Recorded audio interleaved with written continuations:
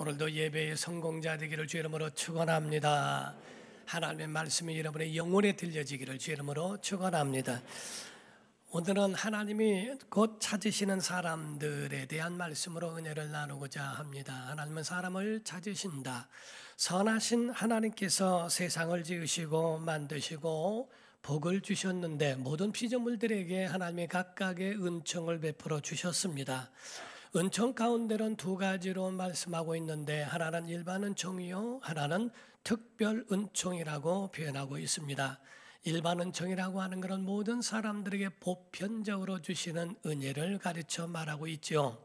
마태복음 5장 45절을 보게 되면 이같이 한즉 하늘에 계신 너희 아버지의 아들이 되리니 이는 하나님이 그 해를 악인과 선인에게 비추시며 비를 의로운 자와 불의한 자에게 내려 주심이라 라고 되어 있어요. 이와 같이 해가 의인들에게만 비춰지는 게 아니고 악인들에게도 비춰지며 또한 비도 의인들에게만 오는 게 아니라 악인들에게도 골고루 오게 되는 것처럼 하나님은 선한 자와 악인들에게도 보편적으로 골고루 공평하게 주시는 일반 은총을 가르쳐 말합니다. 그러나 특별 은총이라고 하는 것은 하나님을 따르는 자, 순종하는 자, 하나님을 믿는 자, 하나님을 신뢰하는 자들에게 주시는 은총을 특별 은총이라고 말을 합니다. 창세기 12장 1절과 2절을 보면 여호와께서 아브라함에게 이르시되 너는, 여기서 너는이란 말을 했죠. 너에 대한 말씀이 많습니다. 너의 고향과 친척과 아버지의 집을 떠나 내가 네게 보여줄 땅으로 가라. 내가 너로 큰 민족을 이루고 네게 복을 주어 네 이름을 장대하게 하리니 너는 복이 될지라. 1절과 2절 가운데도 너라는 말씀을 굉장히 많이 사용하고 있습니다. 너는 내게 내 이름, 너는 계속적으로 너라고 하는 한 사람을 특정적으로 말씀하고 있는 곧 하나님의 택함 받고 하나님의 신뢰하는 자들에게 주시는 특별한 은총에 대하여 말씀하고 있다 하는 겁니다. 성도들이 하나님의 속성, 신성, 성품에 대하여 많이 알게 되면 신앙생활이 큰 은혜가 넘친다는 것을 우리가 아셔야 됩니다. 한번 아멘 해봅시다. 하나님은 창조자이십니다. 전능자가 되십니다. 구원자이시며 심판자이십니다. 우리를 도우시는 분이시고 무소부재하신 분이시며 하나님은 선하신 분인 줄로 믿습니다. 이와 같이 그 하나님은 사랑이 넘치세요. 그래서 사랑의 하나님을 대할 때는 하나님 앞에 담대히 나갈 수 있지만 심판자 하나님이라고 여겨질 때는 죄를 멀리하고 하나님을 가까이 하려고 하는 마음을 그 대상과 그 하나님의 성품과 신성에 맞게 우리가 처신하지 않겠습니까? 하나님을 모르니까 죄가 뭔지도 모르고 하나님의 성품이 사랑인 줄을 모르니까 죄를 범했을 때에 하나님 앞에 나오는 자들에게 은혜를 베푸신다는 것을 모를 때는 강하고 담대한 마음으로 나가지 못한다 하는 거지요. 하나님을 알면 알수록 하나님 앞에 기쁨과 감사로 나아갈 수 있다는 것은 큰 은혜라 하는 겁니다. 세상의 모든 일들 가운데 보게 되면 알면 기쁨도 있고 알면 감격과 또한 그 가운데 평안이 있지만은 그러나 어떤 일을 보게 될 때에 그 일을 어떻게 되는지 모르면 불안하고 초조하지 않겠는가? 그 속에 새로 대하는 일들이나 이런 일들에게는 긴장도 있고 두려움도 있고 불안함도 있지 않겠는가 하는 겁니다. 하나님을 알면 알수록 하나님께 대한 그 은혜가 있는 것이 우리의 신앙적 생활입니다. 우리가 본문을 보게 되면 이는 예수님이 베드로를 만나신 기록을 제자들을 부르실 때에 그 부르신 사람들에 대하여 가장 많이 길게 기록하고 있는 곳이 바로 오늘 본문의 말씀이기도 합니다. 예수님은 베드로를 만나시고 그에게 소명을 주사 부르셨던 제자로 삼으신 그 일들을 자세히 기록하고 있지요. 실패의 밤이 승리의 아침으로 빈 그물이 만선으로 채워지는 그 역전 드라마를 기록하고 있는 것이 오늘의 본문 말씀이기도 합니다. 예수님은 갈릴리를 자주 찾아다니셨어요. 왜냐하면 우리의 고향과 같은 마음에 주님의 마음속에는 아마 갈릴리가 많이 있었던 것 같아요. 그래서 갈릴리를 고향같이 여기시고 많은 일들을 행하셔도 갈릴리로 다시 돌아가기를 원하시는 주님의 마음이 있었던 것. 저 어릴 적에 신앙생활을 했습니다. 주일학교, 여름 성경학교를 하기도 하고 했는데 잊어지지 않는 것 중에 그 찬송 가운데는 주님의 화원이라고 했던 거였습니다. 나는 주의 화원에 어린 백합꽃이니 은혜 비를 머금고 고이 자라납니다. 주의 은혜 감사에 나는 무엇 드리리? 사랑하는 예수님, 나의 향기 받으소서라고 하는 거였어요. 바로 주님의 화원이라는 마음이 저도 내 마음속에 있어요. 주님이 오셔서 내 화원에 오셔서 좀 논일고 가셨으면, 주님이 내 화원에 좀 놀러 오셨더라면, 이런 마음이 굉장히 저를 감동 주게 되고 또 감격하게 되는 그런 찬송이기도 했습니다. 아마 갈릴리가 주님의 화원이었던 것 같아요. 주께서는 갈릴리를 자주 찾아가시는 성경 구절이 많이 나오고 있다라는 거지요. 예수님 부활에 대한 부분도 갈릴리를 언급하고 계시더라 하는 겁니다. 마태복음 26장 31절 32절을 보게 되면 그때 예수께서 제자들에게 이르시되 오늘 밤에 너희가 다 나를 버리리라 기록된 바 내가 목자를 치리니 양의 떼가 흩어지리라 하였느니라. 그러나 내가 살아난 후에 너희보다 먼저 갈릴리로 가리라 라는 말씀을 하십니다. 그 말씀을 하신 것처럼 부활하신 다음에 마태복음 28장을 보게 되면 6절 7절에 그가 여기 계시지 않고 부활하신 다음입니다. 천사가 말한 거죠. 그가 말씀하시던 대로 그의 말씀대로 살아나셨느니라. 와서 그가 누우셨던 곳을 보라. 또 빨리 가서 그의 제자들에게 이르되 그가 죽은 자 가운데서 살아나셨고 너희보다 먼저 갈릴리로 가시나니 거기서 너희가 배우리라 하라. 보라 내가 너희에게 일렀느니라 하거늘이라고 그랬어요. 여기서 보면은 말씀을 이어서 보면은요 10절에 이런 말씀이 나옵니다. 예수님께서 직접 하시죠. 예수께서 이르시되 무서워하지 말라. 가서 내 형제들에게 갈릴리로 가라 하라. 거기서 나를 보리라 하시니라 라고 했어요. 바로 예수님의 마음에는 갈릴리예요. 갈릴리에서 많은 사역을 하셨고 갈릴리의 모든 많은 그 역사들을 이루셨던 그 논이셨던 그 화원 같은 장소가 갈릴리였다 하는 거지요. 오늘 본문 안에는 주님이 이 갈릴리로 찾아오신 겁니다. 베드로에게 그를 부르시기 위하여 찾아오신 그 은혜를 보게 됩니다. 예수님의 방문에는 네 가지 단계로 오늘 본문의 말씀을 네 가지 단계로 분류할 수 있다는 거예요. 예수님의 찾아오심, 아멘. 예수님의 찾아오심, 두 번째 진리의 선포, 세 번째로는 기적을 행하심, 그리고 네 번째로는 그를 사람을 낚는 업으로 그를 부르심에 대하여 이 네 가지로 분류하고 있다 하는 겁니다. 이것은 바로 예수님의 방문에 대한 기적에 대하여 표현하고 있는데 오늘 본문 말씀 3절에서 4절입니다. 예수께서 한 배에 오르시니, 자 오르셨죠. 그 배는 시몬의 배라. 육지에서 조금 떼기를 청하시고 앉으사 배에서 무리를 진리를 가르치신다 하는 거죠. 가르치시더니 말씀을 마치시고 시몬에게 이르시되 깊은 데로 가서 그물을 내려 고기를 잡으라 하고 말씀을 하십니다. 고기를 잡으라고 했더니 그 고기를 가득 채우게 됩니다. 10절에 이어서 말씀을 합니다. 세베대의 아들로서 시몬의 동업자인 야고보와 요한도 놀랐습니다. 예수께서 시몬에게 이르시되 무서워하지 말라. 이제 후로는 내가 사람을 낚는 곧 취하리라 낚는 어부가 되게 하리라 하시니, 이렇게 말씀하고 있죠. 오르심, 진리 선포, 이적을 행하심, 그 다음에 마지막 제자를 부르신 일까지 행하게 하시는 그 은혜를 보게 됩니다. 그런데 여기서 기적에 대한 이 이적에 대한 의문을 보게 되는 것은, 아니 물고기를 물에서 잡은 게 뭐가 큰 이적이 될 수 있을까? 물고기를 산에서 잡았다면 이적이 될 수 있고, 손으로 그만큼 잡았다면은 그것도 기술이라고 생각할 수 있지만 그걸 기적이라고 이적이라고 이렇게 표현할 수 있을까라고 하는 의문이 그 마음속에 있을 줄로 압니다. 그러나 사랑하는 성도 여러분, 우리에게는 일상이 기적인 걸 믿으셔야 됩니다. 우리에게 오늘 눈을 뜬 것도 은혜인 줄 믿으셔야 되고요. 하나님전에 나와 예배한 것도 은혜인 줄 믿으셔야 됩니다. 많은 사람들이 이 일상적, 기본적이고 보편적인 은혜에 대하여 잊어버리고 지나가는 일들이 얼마나 많으냐 이 말이야.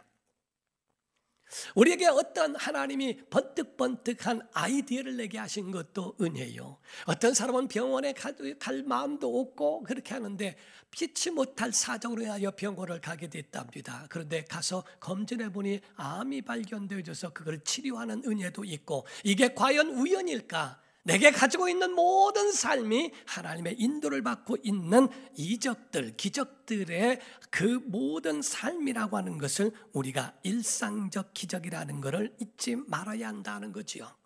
오늘 역사의 주인공은 하나님이신 줄로 믿습니다. 문제는 그 하나님이 어떤 사람을 찾으시느냐, 어떤 사람을 만나고 계시느냐에 따라서 우리가 쓰시는가를 바라볼 줄 알고 깨달을 줄 알아야 한다는 거죠. 우리가 통상적으로 봤을 때에 쓰레기통에는 쓰레기를 넣고 밥그릇에는 밥을 넣습니다. 그거를 바꾸어서 사용하는 사람은 거의 없을 겁니다. 쓰레기통에다가 밥그릇에 쓰레기를 넣는 일은 없을 거라 하는 거지요. 거기에 적절하게 맞춰서 쓰시지 않겠는가? 영적 사람에게는 영적 일에 거룩한 것을 맡기시고, 육의 사람에게는 그냥 세상적인 일로 살아가도록 두시지 않겠는가 하는 겁니다. 책임과 상황과 그런 형편에 맞게 하나님이 그들을 부르시는 일들도 보게 되더라는 거지요. 첫 번째로 예수님이 찾아오신 그 은혜, 빈배를 찾아오셨다는 것도 큰 은혜라 하는 겁니다. 왕족을 찾거나 정치가나 마을의 갑부나 귀족이나 로마의 권력자를 찾아오신 게 아니고, 한 어부의, 미천한 어부의 그런 일터를 찾아오셨는데 그것도 빈배에 찾아오셨어요. 이 말씀이라는 것을 오늘날 적용시켜 보게 되면 인생의 밤에 연약한 자를 주님은 간과하거나 그들을 외면하지 아니하시고 찾아오시더라 하는 거지요. 인생의 밤이 누구에게는 다 있다는 겁니다. 저는 성지순례 하면서 그 가이드의 말에 굉장히 감동받았던 것은, 사마리아를 관통해서 지나가게 되는데 유대인들은 절대로 사마리아를 관통해 가지 않고 돌아간다는 거지요. 그들과 접전하고 그들과 맞닥뜨려서 그렇게 충돌이 일어날 이유가 없기 때문에. 그러면 왜 예수님이 사마리아 수가성으로 지나가셨을까라고 하는 겁니다. 그거는 주께서 우연하게 가신 게 아니고 어쩌다 가신 게 아니라 수가성 여인을 만나실 마음으로 계획하고 가셨다는 거지요. 이와 같이 여러분과 저를 만난 건 우연이 아니고 하나님의 은혜인 줄 믿습니다. 이게 바로 기적이요, 이게 바로 주님이 말씀하신 하나님의 이적이라는 것을 우리에게 표현하고 있어요. 왜? 그분은 연약한 자의 구원자가 되시기 때문에 그렇습니다. 마태복음 1장 21절에 말씀을 합니다. 아들을 낳으리니 이름을 예수라 하라. 이는 그가 자기 백성을 그들의 죄에서 구원할 자이심이라 하니라 라고 되어 있어요. 곧 우리를 구원하실 분이니까, 그러니까 그분은 그를 필요로 하지 않는 자들에게는 숨기시지만은 그를 찾는 어떤 누구라도 연약한 자, 정말 비천한 자들이라도 그들을 끝내 찾으셔서 하나님의 사람으로 만드시게 되더라는 거죠. 무신론자인 니체라고 하는 사람이 말한 그 글 가운데는 그런 이야기가 있습니다. 기독교는 약자의 종교요, 그리고 예수라고 하는 자는 인생의 걸레들만 데리고 다녔다라고 이야기를 합니다. 그런 무신론자로서 기독교를 비하하고 예수님의 행적에 대하여 그렇게 표현하고 있지만은, 그러나 바로 어쩌면 그것이 맞을 수도 있다는 거지요. 예수님은 그런 연약한 자들만 찾아다니셨고, 문벌 좋은 자들이나 귀족들이나 이런 사람들을 부끄럽게 하시는 만큼 그런 연약한 자들을 세워 주님의 면류관을 쓸 자들로 변하게 하셨다는 것은 주님의 뜻이요 의도이기도 하다 하는 거지요. 사랑하는 성도 여러분, 우리 주님이 베드로의 배에 타셨다는 것, 그게 기적인 줄로 믿습니다. 오늘 여러분 예배하는 것 기적인 줄 믿습니다. 여러분이 예수님을 영접하고 성령님을 모셨다는 것은 정말 기적 중에 기적인 줄로 믿으셔야 됩니다. 일상이 하나님의 은혜로 살아간다는 것이 얼마나 우리에게 큰 은혜일까? TV에 탤런트 하나만 지나가도, 영화배우 하나만 지나가도 그 상점이나 가게가 아주 그 있는 재료들이 동일할 정도로 그렇게 대박이 난다고 하는데, 정말 걸그룹이나 어떤 아이들에게 무슨 소년단 이런 아이들이 지나만 가도 거기에는 엄청난 인파가 몰려오고 기적이라고 여겨지는데, 제가 뉴욕에서 오래전 얘기입니다만 뉴욕에 집회를 갔을 때에 숙소에서 호텔 앞에서 로비에서 송재호 장로님을 만난 적이 있어요. 그분도 주일이기 때문에 성경책을 끼고 예배를 하러 아마 간증하러 가는 것 같더라고요. 그래서 저도 성경책을 끼고 예배를 준비하고 차를 기다리고 있을 때 그분을 만났어요. 많은 생각들이 교차했습니다. 인사를 할까 말할까 반갑기도 하고 하지만 제가 연예인들을 별로 좋아하지 않는 그런 화면과 바깥에가 달라서 그렇거든요. 그래서 만감이 교차하고 있다가 그냥 결정은 안 하기로 했습니다. 그리고 멀리서만 그냥 인사만 고개만 살짝 숙이고 말았는데, 그렇게 인사를 이렇게 했을 때에 그분도 인사를 받고 하고 하는 것을 보았습니다. 그분을 만나서 안녕하시냐고 인사하고 싶었지만은 목사가 채신머리 없이 가가지고 안녕하시냐고 연예인 만났다고 이렇게 하는 게 주님 앞에 조금 죄송스러워서 하지 않았는데, 나중에 알고 보니까 그 장로님이 신실한 분이시라는 이야기를 듣고 그때 인사할 걸 이런 생각도 해봤습니다. 제 얘기입니다. 그런데 그렇게 하고 했을 때 한 사람을 만났다는 것이 너무나 참 신선하고, 참 내가 이런 사람도 만나네라고 하는 생각도 갖게 되지 않겠어요? 하물며 하나님의 아들 구세주가 오셨다 간다는데, 주님을 만났다는데, 주님이 그 가운데 오셨다는데 이 큰 은혜가 어디 있고 이 큰 감격이 어디 있느냐 하는 겁니다. 예수님의 배에 오르신 건 은혜인 줄 믿습니다. 사랑하는 성도 여러분, 예수님의 사역의 원리를 여러분이 깨달아 아셔야 돼요. 예수님 사역의 원리는요, 먼저 영혼을 채우시는 일을 행하시고 그 후에 배를 채우셨다는 겁니다. 10년 가운데 하나님의 말씀으로 먼저 채우시고 그 다음에 그 형편을 돌아보시는 것이지, 형편을 먼저 돌아보시고 하는 그것은, 물론 그런 일이 있다면 주님은 주님을 만나기 위한 하나의 통로로 삼으셨을 뿐이다 하는 거죠. 오늘 본문 말씀 4절에서 6절을 보게 되면요, 말씀을 마치시고 3절 마지막에도 말씀한 것처럼 진리를 가르치시고 그 말씀을 마치시고 하는 얘기입니다. 시몬에게 이르시되 깊은 데로 가서 그물을 내려 고기를 잡으라. 말씀을 마치신 후에 고기 잡으라고 말씀했죠. 시몬이 대답하여 이르되 선생님, 우리들이 밤이 새도록 수고하였으되 잡은 것이 없지만은 말씀에 의지하여 내가 그물을 내리리다 하고, 그렇게 하니 고기를 잡은 것이 심히 많아 그물이 찢어지는지라. 그와 같이 크게 잡는 은혜를 주님이 주셨더라 하는 겁니다. 영혼이 채워지면 하나님 삶도 채워지게 하시는 거예요. 그러나 영혼이 채워지지 못하고 좌절하면 좌절한 만큼 그 심령에는 어둠만 몰려오게 된다 하는 거지요. 오늘 여러분들이 여기서 깨달아야 할 것은 주님이 왜 베드로를 선택하셨는가에 대한 이유입니다. 왜 그 많은 사람들이 있지만 베드로를 선택하신 이유가 뭘까? 학자들은 말하기를 베드로에게는 그 마음의 마인드가 있대요. 순종이 있고 헌신이 있었더라 하는 겁니다.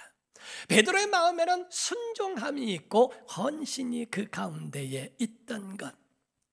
우리가 자세히 봐야 될 것은요, 예수께서 그물을 내려라 라고 했을 때는요, 원문상에는 복수로 되어 있답니다. 그러므로 그 말씀을 듣는 많은 사람들이 있으니까 그들에게 진리를 가르치고 그물을 내려라 라고 하셨을 때에 베드로에게만 말씀하신 것이 아니라 베드로에게 하신 말씀이어도 그 듣는 모든 이들에게도 같이 해당된 말씀이라는 거지요. 그물을 내려라 라고 말씀을 했는데, 그러니까 우리말로 말하면 그물들을 내리렴 하는 말씀이죠. 그런데 그물을 베드로가 내렸다라고 했을 땐 단수고, 그물이 찢어지게 잡혔다고 했을 때도 단수라는 겁니다. 다시 말하면 똑같은 명령을 들었어도 베드로만 순종했다는 거지요. 모든 사람이 같이 있었어도 그 가운데에 베드로를 따라 함께 그물을 내렸더라면 거기서 고기를 잡을 수 있었을 텐데, 거기서 베드로만 순종한 것에 대한 그 보상을 그에게 얻게 되었다 하는 거지요. 베드로는 순종했고, 그는 자기의 배를 헌신했고, 자기의 배를 제공할 뿐만 아니라 주의 불가능한 주님의 명령의 말씀에도 순종한 사람이었다 하는 겁니다. 사랑하는 성도 여러분, 기적에는 순종이 동반되는 것을 믿으셔야 됩니다. 그래서 순종과 헌신은 어떤 것을 보더라도 순종과 헌신이 빠진 기적은 없습니다. 이는 바로 순종과 헌신은 기적의 통로라고 여러분이 그거를 보셔야 된다는 거죠. 순종이 쉬운 일은 아니라는 겁니다. 아브라함은요, 기질상 갈대아 우르를 떠날 수가 없습니다. 아브라함이 갈대아 우르를 떠나 내가 지시한 땅으로 가라. 그래서 거기에 찾아갔고 주님 말씀에 따라갔다. 이게 쉬운 일이 아니라는 거지요. 담즙질의 사람들, 다혈질의 사람들, 이런 사람들은 쉽습니다. 할 수 있습니다. 마음속에 충동적으로 갈 수 있고, 담즙질의 사람들이라고 하는 사람들은 그 가운데에 가는 그것을 아주 끈기 있게 끝을 보며 갈 수 있는 기질상 그럴 수 있어요. 아브라함은 철저한 점액질의 사람입니다. 점액질의 사람들은 절대로 습관 바꾸는 것을 싫어합니다. 충청도는 습관 바꾸는 것을 싫어합니다. 특히 천안은 정말 바꿔지는 것을 싫어합니다. 그러니까 이게 바뀌어진다는 자체가 싫은 거예요. 그런데 하나님께서 갈대아우를 떠나 지시할 때는 이건 목숨을 건 자기의 순종이었다는 거죠. 모세라고 하는 사람에게도 애굽으로 가라. 아니 40년 전에 내가 거기서 왔는데 사람 죽이고 와가지고 지금도 아는 사람이 있을 텐데 어떻게 내가 거기 갑니까? 안 됩니다. 안 됩니다. 거기에 거부하고 하지만 하나님은 모세를 택하셨기 때문에 설득하심으로써 그를 애굽으로 보내게 되죠. 모세는 그 가운데 내가 바로에게, 그 바로가 나를 보면 바로 죽일 겁니다. 막 이렇게 해가면서 바로에게 앞에 간다는 것은 그거는 쉬운 일이 아니지만 그 말씀에 순종하여 갑니다. 오늘 베드로도 마찬가지예요. 그의 형편이나 상황, 정황상 모든 경험상 절대 불가능한 순종이라고 이야기하는 거죠. 배는 정박되어 있죠. 그물은 다 씻어놨죠. 날은 밝아 아침이죠. 집으로 돌아가고 싶은 마음은 있죠. 그리고 지금까지 다 그물을 내려봤지만 얻은 것이 없는 것 보니까 던져봐야 별 볼 일 없다고 생각하지요. 떡하니 보니까 예수님이 명령하시는 주님 보니까 목수인데 경험상으로는 내가 앞서 있지 않겠나. 예수님은 목수에다가 실업자인데 나는 어부로서 바다에서 뼈가 굵은 사람이고 내가 지금까지 모든 것을 봤어도 다 예수님보다 한 발 앞서 있는 사람인데 뭘 명령합니까? 좋은 말씀인데 라고 하고 그것을 일축해 버릴 수도 있는 상황이 될 수도 있다는 거지요. 그러나 그는 순종했다는 겁니다. 그러나 그는 순종했다고 하는 겁니다. 이 베드로라고 하는 이 사람, 배를 제공하고 불가능한 명령에도 순종한 사람, 그 말씀에 그대로 하는 거죠. 쉬운 일은 아닙니다. 우리가 보면요, 외경이라는 것이 있습니다. 외경이라고 하는 것은 우리가 성경을 다 모아서 66권으로 만드는 것을 정경이라고 표현합니다. 그런데 정경이라고 표현되어진 이것에서 가치가 없지만 교훈은 있는 것들을 외경으로 모아놓은 게 있어요. 그걸 외경이라고 말합니다. 예수님 어리셨을 때에 요셉이 목수 일을 했대요. 그래서 그걸 가지고서 이 나무를 막 한참 잘라놨는데 길게 자른 거는 더 자를 수 있지만 짧게 자른 거는 늘릴 수가 없죠. 근데 요셉이 막 하다가 짧게 잘랐대요. 그 잘라가지고 누구 아플싸 이거 어떡하지 하고 들어간 새에 아기 어린 예수님이 와서 그걸 늘려놨대요. 그게 외경이에요. 또 한 번은 이야기하기를 예수께서 12 제자를 들이시고서 얘들아 소풍 가자 해서 소풍을 드리고 감람산으로 갔다는 겁니다. 가시면서 하시는 말씀이 너희가 거기에 큰 돌 하나씩을 좀 너희들이 가지고 올라가련. 그래서 그 가운데 감람산에 올라갈 때 큰 돌을 하나씩을 다 들고 올라가는데 유독 가룟 유다만큼은 무슨 산에 올라가는데 돌을 가지고 가느냐고, 그래서 바둑돌만한 그 작은 돌 2개만 공기에 가면서 올라갔대요. 다 올라간 다음에 정상에 오르니까 예수께서 제자들을 앉히시고 난 다음에 기도하자 하고 기도하고 딱 아멘 하고 눈 떴더니 그 돌이 빵이 됐대요. 오늘 점심이니까 자기 건 자기가 먹는 거다, 누구 줘선 안 된다. 가룟 유다는 2개 다 바둑돌만한 거 2개 가지고 세상에 하고 한숨 쉬다가 하나가 날아갔대요. 그래서 나머지 하나만 먹으니까 이건 먹은 둥 마른 둥 너무 미련한 것 같아서 아주 속이 상해서 나중에는 예수님과 돌아다니면서 노래를 부르는 것이 소풍가요 소풍가요 하는 겁니다. 그래서 예수께서 그래 소풍 한번 가자, 가을녘이 돼가지고 소풍 한번 가는데 이번에도 감람산인데 갈 때는 작은 돌들을, 주먹만한 돌들을 몇 개를 좀 가져갔으면 좋겠다라고 했대요. 주님이 그렇게 말씀하셨는데 다 제자들은 그렇게 그대로 가져갔는데 이 가룟 유다는 우리 강대상 반만한 걸 가져갔대요. 그거를 지게 같은 데가 저 가지고서 그냥 낑낑거리고 올라가서 감람산에 딱 도착하니까 예수께서 그럼 너희들 기도하고 해야지. 그래서 기도 딱 끝나고 아멘 하고 눈을 떴는데 돌은 그대로 있더래요.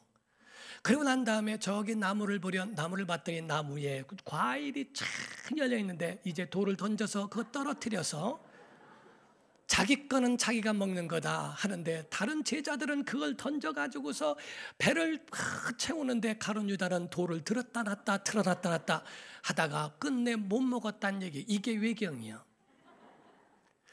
같이 있는 것은 아니지만은 교훈이 있다. 여러분, 하나님의 말씀은 가감하지 말아야 된다. 순종에는 가감하지 말아야 된다.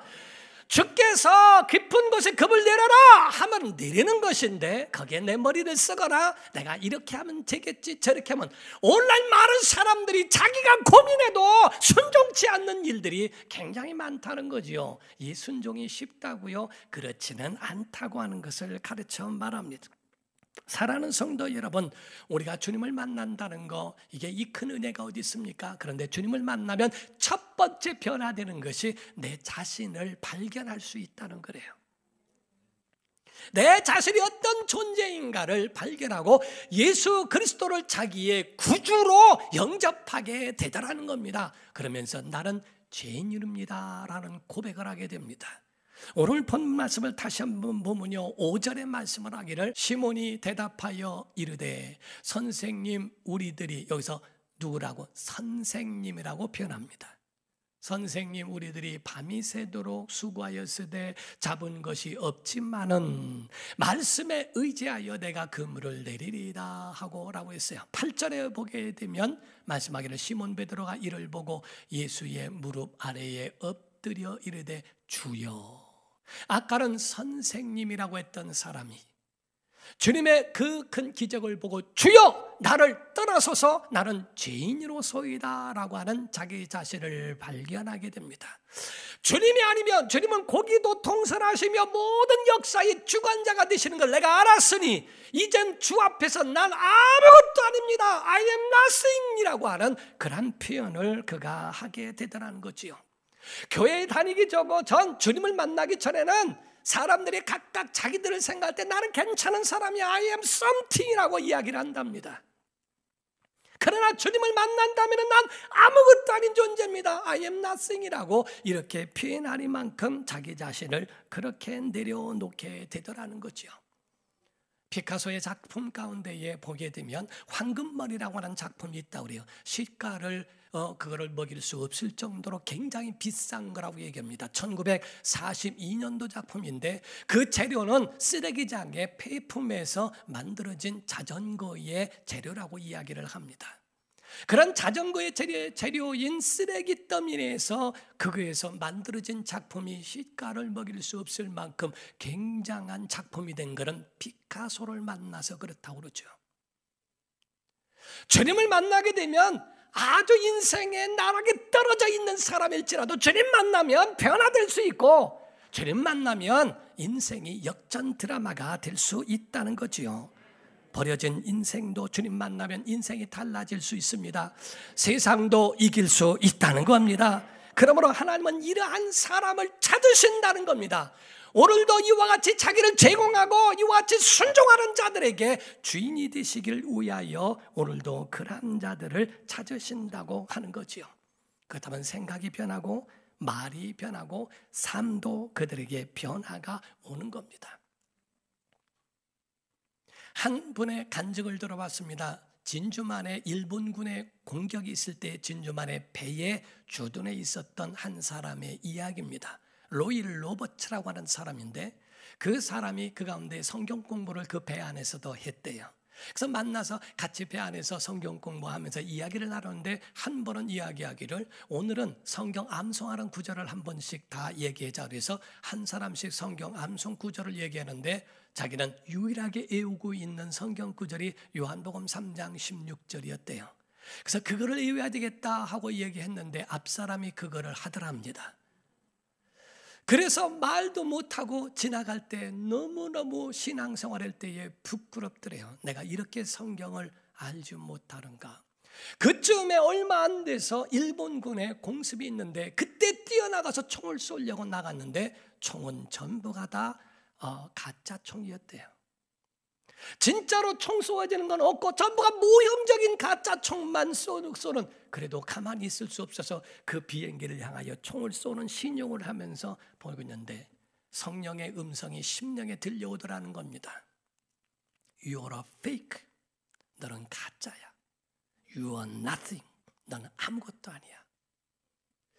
그걸 바라보면서 주님, 나를 살려주시면 내가 주의 일을 하는 주님의 제자가 되겠습니다 라고 고백을 하고, 그 후에 거기서 하나님이 살려주셨고 나중에 내비게이터의 설립자를 따라서 많은 사람들에게 영향을 끼치고 그들을 주 앞으로 인도하는 사람으로 쓰임받은 사람이라고 고백을 합니다. 오늘 여러분 결단이 필요해요.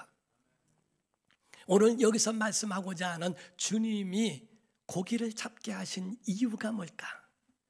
야, 고기를 2배에 가득 채웠지. 그러니까 그것 가지고서 미천 삼아서 너 아주 이 수산시장 네가 해라. 너 거기 가지고 있는 모든 어부가 되어져서 여기 있는 모든 것들을 다 사서 너 엄청난 그러한 부자가 되라 하고 주께서 고기를 그 배에 가득 채우게 하신 이유일까 하는 겁니다. 오늘 본문 말씀 11절입니다. 그들이 배를 육지에 대고 모든 것을 버려두고 예수를 따르니라. 오늘 예수님 따라가야 됩니다. 그게 목적이에요. 우리에게 잘 먹고 잘 살고 육체적으로 풍성한 걸 목적으로 삼은 게 아니고 주님 따라가라는 거거든요. 근데 오늘날 풍성한 은혜만 받고 먹을 것 채우고 그것 따라가는 사람들이 많아요. 주님을 따라야 되는데 오늘 그물이 몇 가지 그물에 대하여 나옵니다. 빈 그물 나와요. 이 빈 그물을 말하는 것은 절망이요 허탈함과 허전함입니다. 그물을 씻은 그물이 나옵니다. 이제 완전히 포기한 그물이었습니다. 그런데 예수께서 그물을 바다 깊은 곳에 던져라 라고 말씀을 했어요. 던져진 그물입니다. 재도전하는 그물입니다. 던졌더니 가득 채워진 그물이요. 채워진 그물이 나옵니다. 하나님의 기적을 경험합니다. 그것으로 끝나지 않고요. 오늘 본문 말씀처럼 버려진 그물이 나옵니다. 주를 위해서라면 내 모든 것들을 버리고 주님을 따르겠습니다 라고 하는 신앙 고백입니다. 세상 것 내려놓고라도 주님이 원치 아니하신다면 내가 내려놓겠습니다. 아니 주님이 원하시는 걸 할지라도 주께서 나를 부르신다면 이 모든 것들을 다 뒤로 하고 주님을 따르겠습니다 라는 것이 이게 주님이 찾으시는 목적이라고 하는 거죠. 요한복음 4장 23절 24절입니다. 아버지께 참되게 예배하는 자들은 영과 진리로 예배할 때가 오나니 곧 이때라. 아버지께서는 자기에게 이렇게 예배하는 자들을 찾으시느니라. 하나님은 영이시니 예배하는 자가 영과 진리로 예배할지니라. 아멘. 정말 예배를 설렁설렁 하려고 하지 말고요, 영과 진리로 예배하는 자를 찾으시는 하나님 앞에 오늘도 나아가기를 결단하는 성도가 되기를 주 이름으로 축원합니다. 기도하겠습니다.